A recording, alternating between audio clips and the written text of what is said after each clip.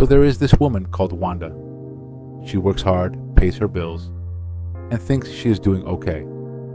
Then one Saturday, she makes a choice that could take more than $1 million from her future.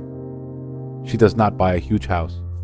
She buys a car with a payment of $1,100 a month.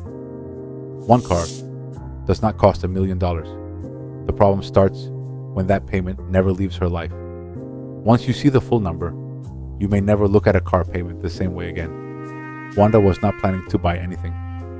She stopped at a car store just to look. Then she saw it. Shiny paint, soft seats, a huge screen. She sat behind the wheel and thought, wow, I love this. The salesman could see it on her face. He asked, what monthly payment can you handle? Wanda thought about her paycheck and said, I could probably do $1,100. That word probably should have stopped her. It did not. A few signatures later, Wanda was driving home. She felt amazing.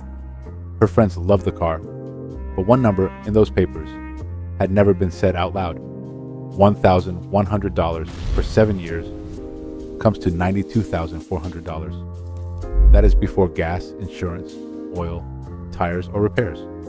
The car still has value, so not every dollar is lost. But the payment leaves Wanda's account before she can do anything else with it. Wanda is not some wild example. About 1 out of 5 new car buyers with a loan had a payment of $1,000 or more. Almost 1 out of 4 took a loan lasting 7 years or longer. Payments like hers now feel normal. And this is the part people forget. Wanda did not make a bad choice because she is foolish. She made it because the payment looked possible. That little monthly number made a very expensive car feel safe. That is exactly why this is so easy to miss. At first, Wanda can handle it. Then rent goes up. Food costs more. Her washing machine breaks. The car that made her feel successful now shows up every payday with its hand out. Wanda keeps paying, so she thinks everything is fine. But making the payment does not always mean you can afford it. Sometimes it only means nothing bad has happened yet. And we still have not reached the $1 million part. 7 years pass. Wanda is close to her last payment. She can almost see that money staying in her account. Then the car makes a strange sound. The paint has marks, and the screen no longer feels special. She goes back to the store. A newer car is sitting there, clean and perfect. She thinks, I work hard. Why shouldn't I enjoy my money?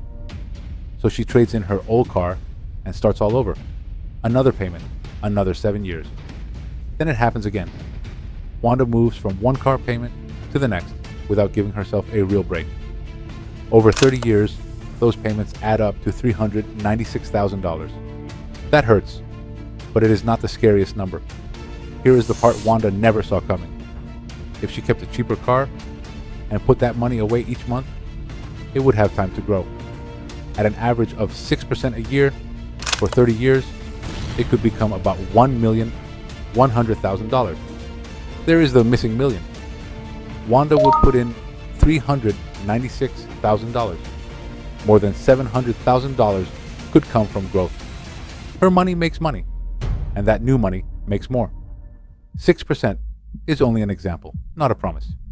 Investments go up and down, but money spent on a car payment cannot stay with Wanda and grow. The salesman showed Wanda what the car could give her today.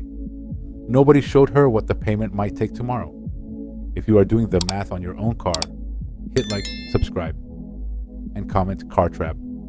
Then stay with me, because Wanda does not need to save the whole payment. Even half can create a number that is hard to believe.